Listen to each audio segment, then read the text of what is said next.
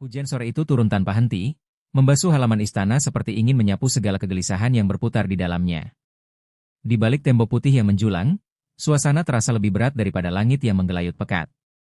Bisik-bisik para staf berlarian dari satu lorong ke lorong lain, membawa kabar yang makin lama makin tak terkendali. Tuduhan ijazah palsu meledak di publik, menghantam nama Wakil Presiden Gibran dan mantan Presiden Jokowi secara brutal dan tiba-tiba. Di ruang kerjanya, Gibran menatap layar tablet yang menampilkan berita demi berita yang berputar tanpa henti. Komentator politik, akun anonim, bahkan tokoh publik ikut menyebarkan narasi yang sama. Semuanya terkesan muncul serempak, rapi, dan berirama seperti koreografi.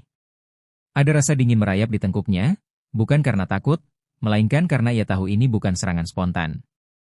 Ada tangan yang mengatur. Sementara itu, Jokowi duduk tenang di sebuah rumah yang jauh lebih sepi daripada masa kepresidenannya dulu. Meski wajahnya tampak biasa saja, sorot matanya mengatakan sebaliknya. Tuduhan yang diarahkan kepadanya bukan hanya memukul reputasi, tetapi mencoba membongkar sesuatu yang lebih dalam, kepercayaan rakyat yang ia bangun bertahun-tahun. Ia tahu ini bukan sekadar fitnah. Ini pesan, dan ia belum tahu siapa pengirimnya. Di sisi lain istana, Prabowo menerima laporan intel terbaru. Dokumen setebal beberapa halaman itu tidak memberinya jawaban, hanya pertanyaan baru. Pola penyebaran isu berlangsung seperti operasi informasi profesional, cepat, simultan, dan berbiaya besar. Ia memijit pelipisnya perlahan. Semakin ia membaca, semakin terasa ada aktor yang tidak terlihat, dan mungkin bukan satu orang. Angin malam menerobos sela jendela ketika Gibran berjalan menyusuri lorong menuju ruang Garuda. Ia dipanggil Prabowo untuk pertemuan mendadak. Setiap langkahnya terasa berat, bukan karena ancaman terhadap dirinya, tetapi karena ia tahu negara sedang diaduk dari dalam. Sebuah operasi sebesar ini hanya punya satu tujuan, membuat pemerintahan retak. Saat Gibran memasuki ruangan, Prabowo berdiri membelakangi pintu, menatap hujan di luar. Tanpa menoleh, ia langsung berbicara, suara berat yang terdengar seperti gemuruh petir. Ini bukan serangan acak. Ada sesuatu yang lebih besar di belakangnya. Gibran hanya mengangguk, meski belum sepenuhnya paham seberapa besar yang dimaksud. Jokowi tiba beberapa menit kemudian. Ketegangan ruangan seketika berubah. Meski ia bukan lagi presiden, kehadirannya tetap membawa gravitasi kuat. Prabowo mempersilakan duduk, lalu meletakkan berkas intel di meja. Ini baru permukaan, ujarnya. Dan permukaan saja sudah seperti ini. Lembar-lembar itu berisi peta pola serangan digital, akun bayangan, dan alur penyebaran yang terlalu sistematis untuk disebut kebetulan. Di luar ruangan, petir menyambar, seperti menegaskan bahwa badai sedang bergerak masuk. Gibran merasakan dadanya mengencang. Ia bukan tipe yang mudah goyah, tetapi melihat besarnya operasi ini, ia sadar fitnah ini hanyalah pintu pembuka. Akan ada langkah lanjutan. Selalu ada.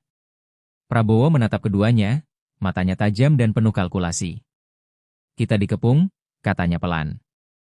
Tapi yang mengherankan, mereka terlalu percaya diri. Seolah yakin kita tidak akan menemukan jejak mereka. Ada jeda singkat. Dan itu berarti satu hal, mereka punya orang di dalam. Keheningan menggantung lama. Hanya suara hujan yang memukul kaca-kaca besar istana, seperti ketukan peringatan. Di babak pertama badai ini, mereka belum tahu siapa musuhnya. Tapi mereka sepakat pada satu hal, ini bukan lagi sekadar isu politik. Ini adalah deklarasi perang yang dilemparkan dari balik bayang-bayang tembok istana. Ruang Garuda malam itu terasa seperti pusat gravitasi baru negara. Lampu-lampu kristal memantulkan cahaya redup ke dinding marmer, menciptakan bayangan panjang yang bergerak seolah mengikuti ketegangan tiga tokoh di dalamnya. Prabowo berdiri di ujung meja besar, sementara Gibran dan Jokowi duduk saling berseberangan. Di tengah meja, berkas intel yang tadi baru dibuka kini menjadi fokus utama semuanya. Prabowo membuka rapat dengan suara yang rendah tetapi menggetarkan. Saya sudah perintahkan analisis ulang 3 jam lalu. Pola serangan ini bukan hanya sistematis, ini terstruktur dan terkoordinasi dari beberapa titik. Ia menekan satu tombol, dan layar besar di belakangnya menyala, menampilkan peta digital dengan garis-garis merah yang saling tersambung seperti jaringan pembuluh darah. Gibran menatap layar itu dengan dahi berkerut. Garis-garis itu bukan hanya menunjukkan akun bot atau serangan digital biasa. Ada alur pendanaan, pergerakan pesan yang identik, serta keterlibatan beberapa media alternatif yang tiba-tiba naik intensitasnya. Semua ini terjadi dalam waktu kurang dari 24 jam. Ini bukan kerjaan amatir, gumamnya pelan. Jokowi menghela napas panjang, matanya mengikuti satu garis biru yang menunjukkan sumber awal serangan. Yang ini, muncul dari dalam kementerian tertentu, katanya sambil menunjuk layar. Prabowo mengangguk perlahan, ekspresinya mengeras. Itu yang membuat saya marah. Kalau sudah sampai ada tangan dalam pemerintahan sendiri, berarti ada yang bermain dua kaki. Di luar, suara langkah para pengawal terdengar samar, namun di dalam ruangan semuanya terasa hening. Seorang staf Intel masuk membawa USB yang baru didekripsi. Prabowo mengambilnya tanpa berkata apa-apa dan segera menyambungkannya ke sistem. Begitu file terbuka, layar menampilkan serangkaian pesan terenkripsi yang menunjukkan koordinasi di balik penyebaran isu, jadwal, target, dan instruksi yang disusun seperti operasi militer kecil. Gibran membacanya cepat, matanya melebar ketika menemukan sebuah tag, Phase 2 Destabilization. Ini bukan hanya kampanye fitnah. Ini strategi untuk mengguncang legitimasi pemerintah. Kalau mereka punya fase 1 dan 2, berarti akan ada fase 3, ujarnya. Suaranya terdengar lebih berat dari sebelumnya. Prabowo menatap dua orang di depannya dengan penuh keseriusan. Kita harus bertindak sebelum mereka melangkah lebih jauh. Kalau ini dibiarkan, bukan hanya reputasi yang hancur, tapi stabilitas negara. Ada jeda panjang sebelum ia melanjutkan, dan saya sudah punya satu nama tersangka utama dari internal. Ruangan seketika terasa lebih dingin. Jokowi bersandar ke belakang kursinya, menunggu. Gibran menajamkan pandangannya. Prabowo menekan satu tombol lagi, dan muncul foto seorang menteri muda, wajah yang selama ini dikenal publik sebagai sosok inovatif dan ambisius. Aktivitas komunikasinya aneh. Ada pertemuan-pertemuan rahasia yang tidak tercatat protokol. Dan yang paling mencurigakan, dia berhubungan dengan kelompok yang selama ini jadi pengeras suara isu ini. Gibran mengepalkan tangan, bukan karena amarah personal, tetapi karena ia tahu betapa berbahayanya pengkhianatan dari dalam. Kalau benar dia terlibat, kita harus cepat. Sebelum dia menghapus jejak, katanya, suaranya penuh tekad. Jokowi mengangguk setuju. Wajahnya kali ini jauh dari ketenangannya yang biasa. Prabowo menutup rapat itu dengan satu kalimat yang membuat udara di ruangan seakan berhenti bergerak. Kita mulai operasi balik malam ini. Dan saya tidak akan toleransi siapapun yang bermain-main dengan negara.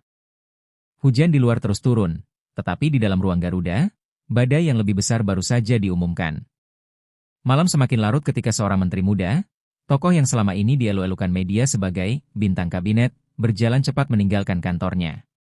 Langkahnya tergesa, wajahnya tertutup masker hitam, dan tatapannya terus memeriksa bayangan di sekeliling. Ia tahu penyebaran isu ijazah palsu sedang menimbulkan gempa politik, persis seperti yang ia dan timnya rancang. Namun ia tak menyangka Prabowo bergerak secepat itu. Di ruang kerjanya yang remang, ia membuka laptop yang tidak pernah disentuh staf resminya.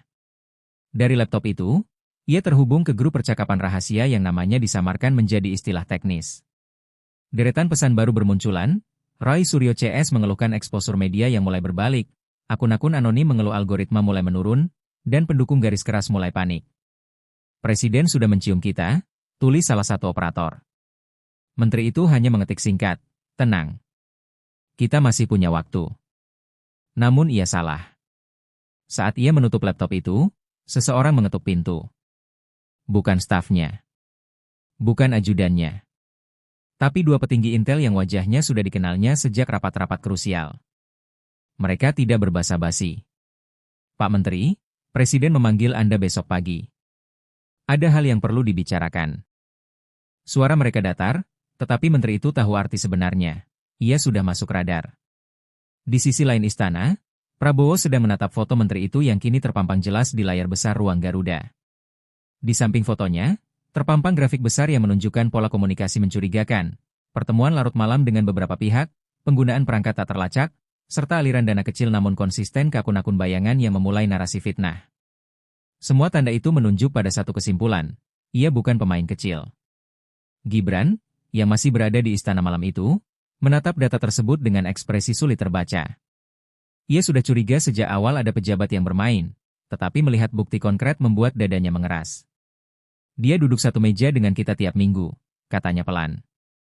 Kita pikir dia bagian dari solusi, ternyata bagian dari masalah. Sementara itu, Jokowi hanya mengangguk perlahan. Ia sudah terlalu lama membaca politik untuk terkejut. Ambisi tanpa kendali selalu mencari jalan pintas, ujarnya. Dan jalan pintas paling mudah adalah menghancurkan orang lain. Suaranya tenang, namun ada luka yang tidak bisa disembunyikan, fitnah itu menyerangnya secara pribadi. Menteri muda itu kembali ke rumah dinasnya dengan kepala penuh strategi baru. Ia tahu Prabowo bukan tipe yang mudah dibohongi. Tapi ia juga tahu satu hal, operasi ini tidak bisa berhenti. Terlalu banyak yang sudah dia pertaruhkan. Terlalu banyak janji yang ia buat pada para sponsor di balik layar. Mundur artinya hancur. Begitu sampai di ruang kerjanya, ia membuka ponsel satelit yang hanya digunakan untuk situasi darurat. Kita percepat fase 2, katanya kepada seseorang di ujung sana. Pernapasannya berat. Kalau kita berhenti sekarang, semuanya sia-sia. Suara di seberang terdengar ragu, tetapi akhirnya mengiyakan. Perintah itu pun dikirimkan ke jaringan. Di saat bersamaan, Prabowo memberikan instruksi berbeda kepada Intel. Kumpulkan semua bukti, cegah kebocoran, dan siapkan langkah tegas. Kalau dia memang pengkhianat, kita lakukan sesuai aturan, katanya. Tapi kalau ia hanya pion dari dalang lain, kita cari siapa yang menggerakkan. Malam itu, dua kekuatan bergerak diam-diam dalam arah yang berlawanan. Menteri muda yang berusaha mempercepat operasi gelapnya, dan presiden yang mulai merapatkan lingkar Intel nasional. Tak ada yang tahu siapa yang akan menyerang duluan. Namun satu hal pasti, badai politik yang mereka ciptakan tak lagi bisa dihentikan. Hanya beberapa jam setelah Menteri Muda mempercepat fase 2, kekacauan justru muncul di tempat paling tidak ia duga, kubu Roy Suryo CS. Di sebuah rumah pertemuan yang lampunya temaram, para anggota kelompok itu berkumpul dengan wajah tegang. Grup yang selama ini kompak menyebarkan narasi fitnah kini berubah seperti sarang lebah yang baru diserang. Tidak ada lagi keselarasan, yang tersisa hanyalah saling curiga dan suara nyaring penuh tudingan. Roy Suryo, versi fiksi dari sosok yang dikenal publik, menepuk meja keras. Siapa yang bocorkan dokumen internal kita? Itu bukan kerjaan amatir. Suaranya bergetar, bukan hanya karena marah, tetapi karena ia tahu rapat malam itu menandai pecahnya lingkaran yang dulu dianggap solid. Beberapa anggota saling bertukar pandang, wajah-wajah yang biasanya lantang kini justru tampak pucat dan defensif.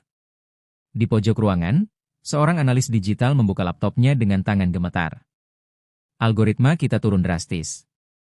Narasi tidak naik seperti biasanya. Beberapa akun bayangan hilang, seolah sengaja dimatikan. Ia menelan ludah. Ada yang memotong jaringan dari dalam. Kata-kata itu seperti api kecil yang langsung menyulut ketegangan lebih besar. Salah satu anggota melompat berdiri. Ini pasti ulah kalian, katanya sambil menunjuk dua anggota lain yang selama ini mengelola dana operasional. Sumber dana mulai dipertanyakan. Kalau pihak istana tahu siapa penyandang dananya, kita semua tamat. Suasana langsung pecah menjadi adu mulut. Teriakan saling bertumpuk, meja hampir terbalik, dan kursi terlempar ke belakang. Dalam kekacauan itu, Roy Suryo duduk kembali, memijat pelipis. Ia membenci kegaduhan semacam ini. Mereka seharusnya fokus, tetapi kini saling serang seperti kelompok amatir. Yang membuatnya semakin gelisah adalah kabar bahwa Prabowo telah mencium keterlibatan Menteri Muda. Jika presiden itu bergerak lebih jauh, mereka semua bisa terseret arus besar yang tak mungkin mereka lawan. Sementara itu, salah satu operator senior quietly menyelinap keluar dari ruangan. Tangannya gemetar saat ia menyalakan ponsel cadangan dan mengirim pesan pendek, "Kita dalam bahaya." Ada kebocoran dari atas. Pesan itu dikirim ke kontak yang namanya ditutupi hanya dengan huruf A. Tak ada balasan, tetapi operator itu tahu pesan itu pasti dibaca, dan itu sudah cukup untuk membuat punggungnya dingin. Kembali ke ruang rapat, Roy Suryo berdiri dan mengangkat tangannya tinggi. "Diam semua," teriaknya. Suara itu cukup kuat untuk memotong pertengkaran. "Kalau kita terus begini, kita selesai bahkan sebelum istana bergerak." Napasnya berat. Kita harus tahu siapa yang membocorkan rencana fase 2. Ada orang yang takut, atau ada yang mulai bermain sendiri. Beberapa orang yang tadinya agresif kini menunduk. Ada yang menggenggam ponsel erat-erat, seolah menyembunyikan sesuatu. Ada pula yang menahan napas, takut namanya terucap. Ketegangan itu seperti tali yang ditarik terlalu kencang, siap putus kapan saja. Di luar bangunan itu, hujan turun deras, menutupi suara pertengkaran di dalam. Namun ada satu orang yang rupanya memperhatikan mereka, seorang agen intel yang bersembunyi dalam mobil hitam tanpa plat. Ia mengangkat radio kecil dan berbisik, target internal mulai pecah. Mereka panik. Lanjutkan pengawasan. Dari seberang radio, suara dingin menjawab, Presiden akan senang mendengar ini. Ketika rapat akhirnya bubar, tak ada satupun anggota yang merasa aman. Mereka saling menghindari tatap mata, berjalan cepat ke mobil masing-masing, dan berlindung di balik jas hujan serta gelapnya malam. Mereka datang sebagai kelompok, tetapi pulang sebagai orang-orang yang tak lagi percaya satu sama lain. Sebuah retakan kecil telah terbentuk, dan retakan itu, bila dibiarkan, dapat berubah menjadi runtuh total. Mereka tidak tahu satu hal, retakan itu adalah tepat apa yang Prabowo harapkan. Dan badai yang lebih besar sedang bergerak menuju mereka.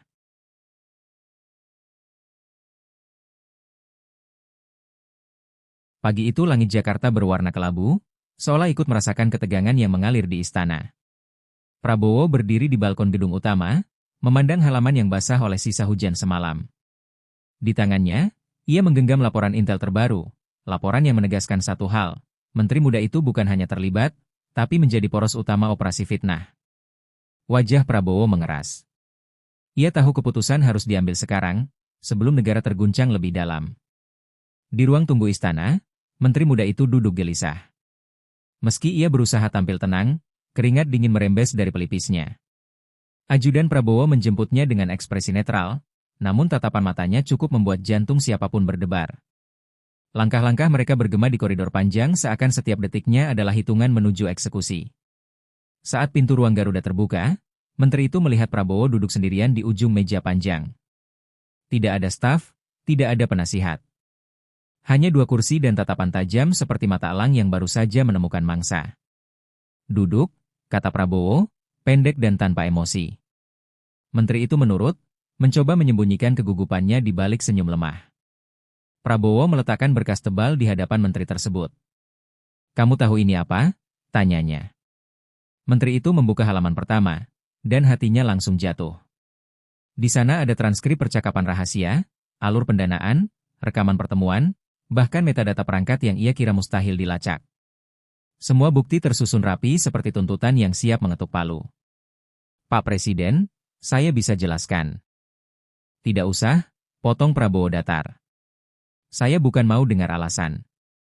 Saya mau dengar kebenaran." Suara Prabowo tidak tinggi, tapi justru itulah yang membuatnya begitu menakutkan. Menteri itu menelan ludah, menyadari bahwa setiap kebohongan hanya akan mempercepat kejatuhannya. Di balik kaca ruangan, Gibran dan Jokowi memperhatikan dari ruang pengamatan. Masing-masing menyadari momen itu adalah titik balik. Jokowi hanya bisa menghela napas panjang, bukan karena marah, tetapi kecewa.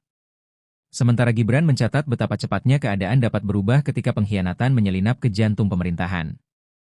Prabowo akhirnya berdiri. "Kau tahu apa yang paling saya benci?" katanya sambil menatap lurus ke mata sang menteri. "Bukan lawan politik. Bukan kritik. Tapi orang yang berpura-pura berada di pihak kita, sambil menancapkan pisau dari belakang." Kata-kata itu membuat ruangan terasa lebih sempit, udara seakan hilang dari paru-paru menteri tersebut. Ia mencoba berbicara, namun suara yang keluar hanya bisikan serak. "Saya terpaksa, Pak. Saya ditekan." Prabowo membanting berkas itu ke meja. "Tekanan apa yang bisa membenarkan kamu menghancurkan negara?" Suaranya menggelegar. "Kalau kamu ditekan, kamu datang ke saya. Kamu lapor. Tapi kamu memilih ikut bermain." Keheningan panjang menyusul. Menteri itu akhirnya terkulai, sadar bahwa tidak ada lagi jalan keluar yang elegan. Prabowo menatapnya 1 detik lebih lama sebelum mengucapkan kalimat yang mengubah seluruh jalur cerita. "Mulai hari ini, kamu saya copot dari jabatan. Dan proses hukum berjalan." Suaranya datar, final, tidak memberi ruang tawar-menawar. Ketika menteri itu digiring keluar oleh petugas protokol dan pengawal khusus, dunia politik Indonesia berguncang. Kabar pencopotan menyebar cepat. Media, oposisi, pendukung, bahkan para pelaku operasi hitam langsung panik. Mereka tidak menyangka Prabowo bergerak secepat itu, sekeras itu, dan sepublik itu. Di saat sebagian kekuatan gelap mulai kacau, satu hal menjadi jelas. Prabowo baru saja mengayunkan pedang pertamanya. Dan ini baru permulaan. Langit mulai memerah ketika pesawat tanpa tanda negara mendarat di pangkalan rahasia milik Badan Intelijen. Di dalamnya, seorang analis muda yang selama ini bekerja dalam bayang-bayang membawa sebuah laptop rusak dengan casing tergores. Laptop itulah yang disita dari ruang kerja Menteri Muda sebelum ia dicopot. Para agen mengelilingi meja operasi digital, menatap layar dengan campuran kecemasan dan penasaran. Apa yang disembunyikan laptop itu? Setelah jam-jam panjang melakukan brute force, firewall berlapis akhirnya runtuh. Monitor menampilkan folder hitam dengan ikon sederhana dan nama yang membuat semua orang menahan napas, Project Cendana. Kepala Intel secara refleks melirik rekannya. Ini besar, katanya pelan. Lebih besar dari dugaan Presiden. Mereka membuka folder itu dengan hati-hati, seolah setiap klik adalah membuka pintu ke ranjau politik. Dalam folder tersebut terdapat blueprint kampanye gelap yang sangat terstruktur. Diagram pertama menunjukkan 3 fase besar, destabilisation, delegitimizatin, dan kontrol narative. Setiap fase berisi tanggal, anggaran, influencer yang direkrut, jurnalis tertentu yang didekati, serta strategi penyusupan isu ke kelompok masyarakat. Semuanya tersusun rapi seperti perusahaan marketing, namun tujuannya satu, menggoyahkan pondasi negara. Yang paling membuat para agen terpaku adalah berkas pendanaan. Ada aliran uang dari luar negeri, dari perusahaan-perusahaan fiktif, serta dari donatur domestik yang namanya disamarkan. Namun setelah filter digital dibuka, satu nama besar muncul di layar, nama yang membuat ruangan mendadak senyap. Mereka saling bertukar pandang, tidak percaya mata mereka. Kepala Intel menelan ludah. Ini bukan sekadar permainan kecil, katanya. Kalau nama ini benar terlibat, berarti menteri yang tadi kita copot hanyalah pion. Kata-katanya menggantung di udara seperti kabut tebal. Tidak ada yang berani menyebut nama itu secara keras, karena sadar implikasinya akan mengguncang seluruh struktur politik. Sementara itu, Prabowo menerima telepon dari kepala Intel. Suara di seberang terdengar berat, seolah membawa beban puluhan kilogram. Pak Presiden, kami menemukan sesuatu. Project Cendana. Ini bukan operasi menteri itu saja. Ini jauh lebih besar. Prabowo terdiam lama, tangan kirinya menggenggam meja hingga tampak urat-urat menegang. Kirim ke saya. Semua, jawabnya singkat. Di sisi lain istana, Gibran sedang membaca laporan media yang mulai menurunkan berita pencopotan menteri. Meski ia lega operasi fitnah mereda, hatinya tetap gelisah. Ia merasa sesuatu lebih gelap sedang bergerak. Ketika Prabowo memanggilnya masuk ke ruang Garuda, ia langsung tahu dugaan itu benar. Di layar besar, tampak skema Project Cendana, lebih rumit dan lebih tajam dari apapun yang pernah ia lihat sebelumnya. Jokowi memasuki ruangan beberapa menit kemudian. Wajahnya tampak lebih serius dibanding pertemuan terakhir. Saat melihat nama besar yang tercantum di dalam aliran dana, ia menutup mulutnya sejenak, terkejut. Selama ini, jadi dia, gumamnya pelan. Saya tidak pernah bayangkan ia terlibat sejauh ini. Prabowo mengangguk, meski matanya tetap fokus pada layar. Kalau ini benar, maka kita sedang menghadapi operasi politik paling terstruktur dalam sejarah negara. Ketiga tokoh itu menyadari sesuatu yang sama. Badai yang selama ini mereka kira mulai reda ternyata baru mengangkat tirai. Musuh yang mereka hadapi bukan sekadar influencer, bukan sekadar menteri pembangkang, tetapi seseorang yang punya kekuatan besar, jaringan luas, dan kemampuan mendanai operasi gelap berskala nasional. Semua dilakukan dalam senyap. Prabowo akhirnya menghela napas panjang. Untaian ketegangan terlihat jelas di garis wajahnya. Kita tidak bisa bertindak gegabah, ucapnya. Kalau nama itu benar, negara bisa goyah hanya dengan satu langkah salah. Gibran dan Jokowi mengangguk, memahami betul resiko yang sedang mereka hadapi. Bukan hanya reputasi yang dipertaruhkan, tetapi kestabilan Republik. Di luar jendela ruang Garuda, matahari tenggelam perlahan. Bayangan panjang gedung istana memotong halaman, seperti simbol bahwa kegelapan berikutnya akan lebih pekat dari sebelumnya. Dan di balik layar, Project Cendana baru saja membuka wajah musuh sesungguhnya. Musuh yang selama ini tidak mereka duga. Tembok istana yang selama ini tampak kukuh mulai menunjukkan retakan halus, bukan pada bangunannya, melainkan pada kesetiaan orang-orang di dalamnya. Semua bermula dari laporan kecil yang dibawa seorang analis muda Intel Negara ke ruang rapat darurat. Ia gemetar saat meletakkan map hitam di meja, seolah sadar bahwa apa yang ada di dalamnya bisa mengubah arah negara. Di halaman depan map itu tertulis satu kalimat, Project Cendana mulai bocor. Di ruangan itu, para pejabat tinggi saling bertukar pandang, sebagian menyesap napas, Sebagian justru terlihat seperti baru menyadari sesuatu yang seharusnya mereka curigai sejak awal. Setiap frase dalam laporan itu seperti palu yang menghantam tembok perlindungan yang selama ini melingkupi istana. Tidak ada lagi yang terasa aman. Tidak ada lagi yang terasa pasti. Sementara itu, Prabowo menerima update melalui jalur komunikasi paling aman milik negara. Sorot matanya mengeras. Retakan ini bisa menjadi awal kehancuran, atau justru celah untuk masuk dan mengeksekusi para dalang sebelum mereka kabur. Namun ia tahu, semakin dalam kebenaran digali, semakin banyak nama-nama penting yang akan ikut terseret. Dan itu berarti badai politik yang tak bisa lagi dikendalikan. Di sisi lain, kubu oposisi yang selama ini bergerak dalam bayang-bayang mulai merasakan kepanikan. Rai Suryo CS, yang sebelumnya tanpa percaya diri, kini terpaksa mengubah strategi. Bocornya detail proyek Cendana berarti ada orang dalam yang membelot. Itu juga berarti skema pendanaan, alur komunikasi rahasia, bahkan target-target sabotase bisa terbongkar kapan saja. Mereka bukan lagi pemburu. Mereka kini yang diburu. AHY, yang sejak awal disebut-sebut sebagai penyokong dana dalam dokumen itu, mulai merasakan tekanan psikologis dari berbagai arah. Ia menyadari bahwa retakan kecil ini bisa menjalar seperti jaring laba-laba, menyeret reputasinya ke dalam jurang. Namun menarik diri terlalu cepat justru akan mengonfirmasi keterlibatannya. Bertahan pun berisiko. Ia terjebak dalam badai yang ia bantu ciptakan. Di tengah kekacauan itu, Gibran menerima seorang tamu tak terduga, orang kepercayaannya di Solo, membawa flash drive berisi transkrip komunikasi dari seseorang yang mengaku pernah bekerja dalam struktur proyek Cendana.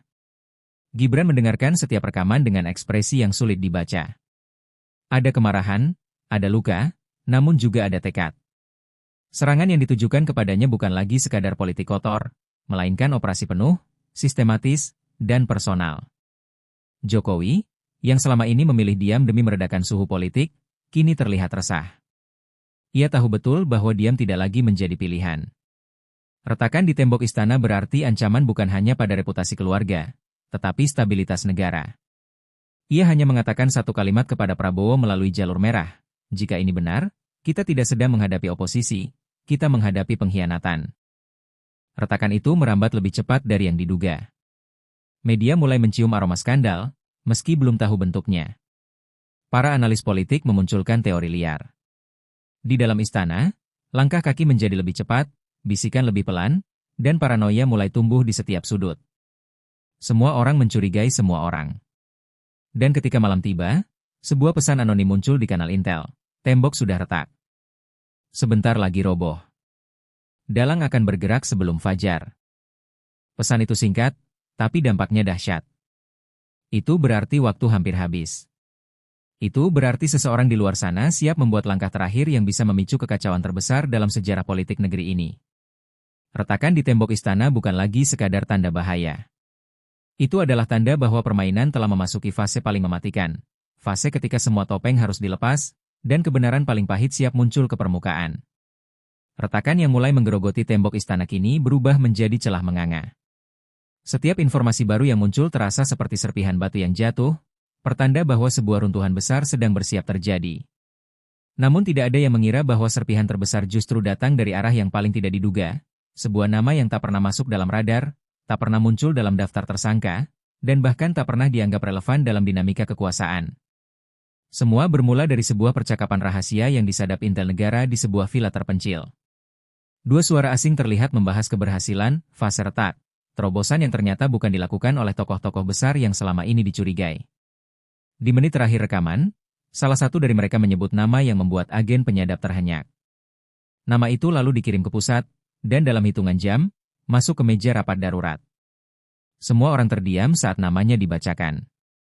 Prabowo yang biasanya tenang tampak benar-benar kehilangan ekspresi untuk sesaat. Ia bahkan harus memastikan 2 kali bahwa intel tidak salah dengar. Nama itu bukan nama seorang politikus, bukan tokoh militer, bukan pula bagian dari lingkaran elit. Justru karena itu, kejutan tersebut terasa seperti pukulan telak. Bagaimana mungkin seseorang yang selama ini berada di pinggiran mampu masuk jauh ke jantung operasi sebesar proyek Cendana? Sementara itu, Gibran menerima pesan transkripsi dari sumber misterius yang sama yang sebelumnya memberi transkrip rekaman proyek Cendana. Pesan itu hanya mengandung satu gambar, foto seorang pria muda, tampak biasa, bahkan terlalu biasa, bekerja sebagai analis data di sebuah lembaga swasta. Namun di balik wajah sederhana itu, tersembunyi jejak yang mengarah pada perancang algoritma penyebaran hoaks dan manipulasi opini terbesar dalam 5 tahun terakhir. Jokowi melihat foto itu dan terdiam. Aku pernah melihat orang ini, gumamnya pelan. Bukan di istana, bukan dalam rapat kabinet, tetapi dalam sebuah forum diskusi teknologi bertahun-tahun lalu. Orang itu diam, jarang bicara, namun menatap setiap pembicara seperti sedang menilai pola pikir mereka. Saat itu Jokowi menganggapnya hanya anak muda jenius yang malu-malu. Ia tidak pernah tahu bahwa benih ambisi yang tumbuh dalam dirinya jauh melampaui ruang diskusi itu. Di tempat lain, kubu Roy CS ikut terkejut dengan kemunculan nama ini. Mereka menyangka dalam pendanaan atau skema politik tingkat tinggi yang akan muncul, bukan seorang analis data yang tidak punya sejarah politik. Panik mereka berubah menjadi kebingungan, bahkan mereka sendiri tidak tahu bahwa orang ini ikut bermain. Jika benar ia berada di balik operasi, artinya mereka bukan aktor utama, mereka hanyalah pion. AHY, yang sudah tertekan sejak bocornya proyek Cendana, mendapati dirinya tidak siap mendengar nama itu. Ia menggeleng tak percaya saat seorang staf membacakannya. Jika benar demikian, berarti ada level permainan yang jauh lebih tinggi dari yang ia pahami. Operasi hitam ini tidak lagi sekadar tentang menjatuhkan citra politik. Ini adalah rekayasa yang dirancang oleh otak yang bekerja di luar nalar politikus manapun. Di balik layar, intel negara mulai memetakan hidup pria itu. Mulai dari proyek-proyek kecil yang ia kerjakan, hingga forum daring tempat ia bertukar ide dengan kelompok-kelompok anonim. Semakin dalam intel menyelam, semakin mereka sadar bahwa pria ini sudah mempelajari peta kekuasaan selama bertahun-tahun, tanpa pernah muncul ke permukaan. Ia seperti bayangan yang mengamati, mencatat, dan kemudian membangun algoritma manipulatif di ruang gelap internet. Ketika malam jatuh, sebuah pesan baru masuk ke jalur merah istana. Pesannya singkat, tanpa identitas, dan hanya berisi satu kalimat yang membuat semua orang merinding. Kalian benar-benar terlambat. Nama itu hanyalah pintu pertama. Dan seketika seluruh ruang istana sadar, jika nama tak terduga ini hanyalah pintu pertama, maka apa, atau siapa, yang menunggu di balik pintu berikutnya? Pecahnya nama tak terduga dalam proyek Cendana membuat lanskap politik negara berubah total. Jika sebelumnya perang terjadi dalam ruang-ruang tertutup dan jalur komunikasi tersembunyi, kini perang merembes ke permukaan. Media sosial meledak dengan jutaan opini, rumor, dan potongan informasi yang tampak autentik namun sulit diverifikasi. Dalam hitungan jam, semua kubu saling berebut kendali, memperebutkan satu hal yang paling menentukan arah bangsa, narasi. Di dalam istana, tim komunikasi presiden bekerja tanpa tidur. Mereka harus membangun cerita tandingan, tanpa memperlihatkan kepanikan atau kelemahan. Namun yang membuat segalanya semakin sulit adalah fakta bahwa narasi lawan bukan sekadar hoaks biasa, melainkan propaganda algoritmis yang dirancang oleh otak misterius itu. Setiap unggahan, komentar, atau trending topik terasa seperti serangan terukur yang diarahkan dengan presisi matematis. Prabowo memimpin rapat darurat dengan sorot mata tajam. Ini bukan lagi perang rumor, ujarnya. Ini perang persepsi. Jika kita salah langkah, rakyat akan percaya pada cerita yang dibuat orang-orang itu. Ia menunjuk layar besar yang menampilkan pola penyebaran narasi gelap, grafik naik turun seperti gelombang yang sengaja dimanipulasi. Setiap puncak menandai kerusakan baru pada kepercayaan publik. Sementara itu, Gibran menerima serangan paling besar. Fitnah ijazah palsu kembali mencuat, kali ini dibungkus data manipulatif yang tampak benar di permukaan. Grafik, tanggal, dan dokumen digital tersebar bersamaan, semua terlihat akurat, namun semuanya palsu. Di media, ia digambarkan sebagai simbol korupsi akademik. Di lapangan, kelompok-kelompok kecil mulai mendesak penyelidikan. Namun Gibran tidak tinggal diam. Ia mengumpulkan tim ahli digital forensik dan memerintahkan mereka membongkar sumber asli penyebaran. Ini bukan soal nama baikku, ucapnya. Ini soal siapa yang sedang mencoba menguasai narasi publik. Kata-katanya menggantung tegas, seperti seseorang yang tahu bahwa ia tidak sedang melawan politikus, melainkan sesuatu yang lebih gelap. Di tempat lain, kubu Roy CS mulai goyah. Mereka tak menyangka operasi yang mereka kira sekadar kampanye hitam tradisional berubah menjadi badai narasi yang mereka sendiri tak bisa kendalikan. Bahkan beberapa akun bayangan yang sebelumnya mereka gunakan tiba-tiba berbalik menyerang mereka. Seolah ada tangan tak terlihat yang mengambil alih seluruh mesin propaganda. AHY semakin tertekan. Setiap narasi baru yang beredar makin mengarahkan spotlight ke dirinya. Ia tahu sebagian pihak mulai mempertanyakan apakah ia sekadar pendukung operasi atau justru korban manipulasi. Di balik diamnya, ia mulai sadar, mereka semua telah diseret masuk ke dalam permainan seseorang yang jauh lebih besar dari mereka. Sementara itu, Intel negara mengidentifikasi pola baru. Narasi palsu yang menyudutkan istana selalu muncul beberapa menit setelah rapat-rapat internal selesai. Artinya ada kebocoran dari dalam, seseorang di lingkaran elit sedang memberi makan algoritma itu. Setiap informasi yang bocor, bahkan sekecil gestur atau kalimat rapat, langsung dimodifikasi dan disebarkan untuk membentuk persepsi publik. Dan saat malam semakin larut, sebuah unggahan anonim muncul dan langsung viral. Ketika kebenaran dan kebohongan sama-sama tampak benar, siapa yang kalian percaya? Unggahan itu diikuti grafik misterius yang seakan menunjukkan bahwa narasi apapun, benar atau salah, bisa dijadikan senjata. Istana tersadar, ini bukan hanya pertarungan narasi. Ini adalah perang melawan musuh yang mampu membengkokkan kenyataan, membuat publik ragu bahkan terhadap kebenaran paling dasar. Dan di tengah badai itu, satu pertanyaan menggema di ruang rapat negara. Jika nama itu hanya pintu pertama, siapa yang ada di balik pintu yang berikutnya? Ruang rapat bawah istana itu hanya diterangi satu lampu putih yang menggantung rendah, menciptakan bayangan panjang di dinding beton yang dingin. Tidak ada jendela, tidak ada sinyal, tidak ada akses keluar selain satu pintu baja yang dikunci dari luar.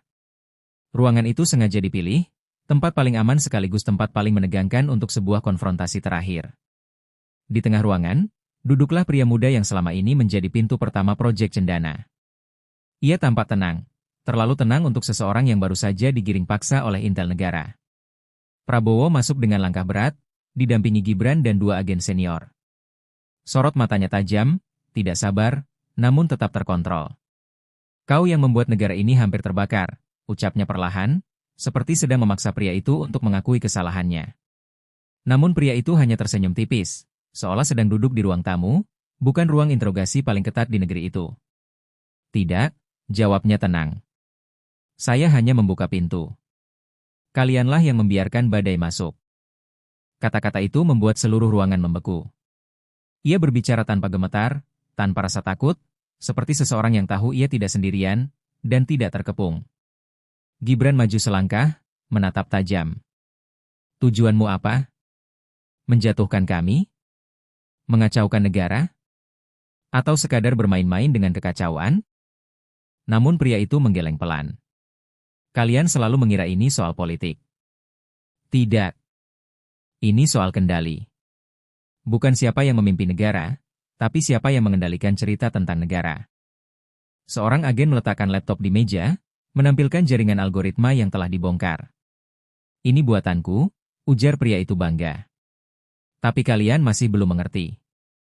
Ada seseorang yang memintaku membuka jalan. Seseorang yang punya akses lebih besar dari kalian semua. Seseorang yang sudah bergerak jauh sebelum kalian menyadari retakan itu muncul. Prabowo mengerutkan kening. Siapa? Pertanyaan itu tidak keluar sebagai ancaman, melainkan sebagai kebutuhan mendesak. Pria itu menatap langsung ke arah presiden, lalu tersenyum samar. Jika saya menyebut namanya, kalian tidak akan percaya. Ia tidak ada dalam daftar musuh, tidak ada dalam daftar sahabat. Ia berada di antara keduanya. Tiba-tiba lampu berkedip. 1 detik. 2 detik. Ketika kembali menyala, laptop di meja berubah layar. Semua data hilang, diganti satu pesan merah berkedip, jangan sentuh pionku. Ruangan langsung bergemuruh oleh alarm internal yang menyala tanpa perintah.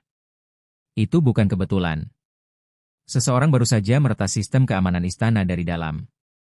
Agen-agen bereaksi cepat, namun pria itu justru tertawa kecil.